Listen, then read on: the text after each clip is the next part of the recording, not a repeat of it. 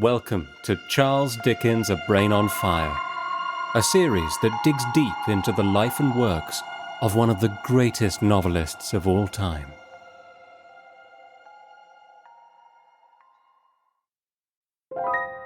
Hello everyone. At midnight tonight, London time, the first of a special run of Halloween episodes will appear spectrally onto your listening devices. There are exciting new guests, as well as some old favourites returning to guide us through the ghostly and horrific realm that so ignited Dickens's imagination. But before the first of these episodes are conveyed to you, I thought I might share two of my own personal experiences of haunting. One was a sudden jump scare. The other was a dread that crept upon me over the course of a week. The first happened when I was at boarding school. It was a traditional place that already appeared to shut out much of the modern world. There was an old chapel tucked away behind the main building that was hemmed in by a giant sweep of trees that sloped upwards into the South Downs. It was a breathtaking scene, which at night would fall incredibly dark. One night I was sent with another boy, I think to fetch some hymn books. As we opened the heavy wooden door, it was pitch black inside, with no outline of the pews or organ visible. Almost immediately the darkness was jolted by an unearthly blue flame that streaked across the top of one of the pillars above our heads. In the few seconds it took for the main lights to come on and the blue flame to settle into the pinkish glow of a heater, I knew absolutely what it was like to see a ghost. It didn't matter that there was nothing supernatural about it. The shock that had first coursed through me in those first seconds had been the alert sense of seeing with my own eyes living proof of a spirit realm, before it dissipated into everyday reality again.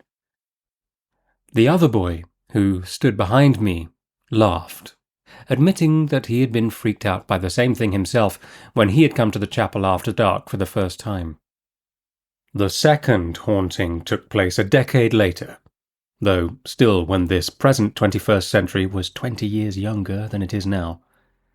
I was on tour, and had arrived in the idyllic town of Great Malvern late one Sunday night. I had booked a stay in a guest house situated in a very old and very tall, impressive house with large bay windows. My room was right at the top of the house, in a converted attic. I passed the first night without incident, but as the week wound on, I began to feel more unsettled being there.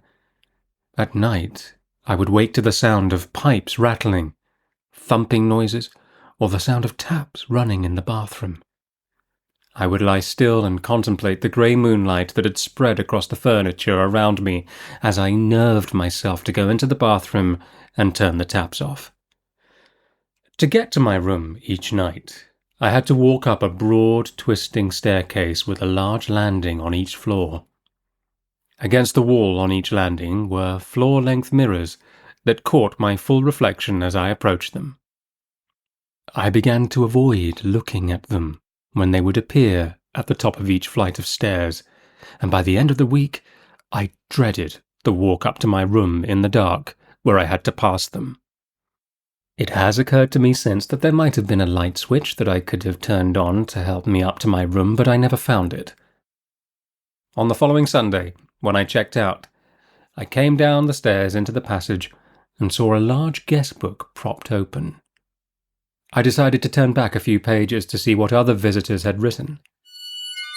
The words "very haunted" and "spooky" jumped out at me as I flicked through the entries.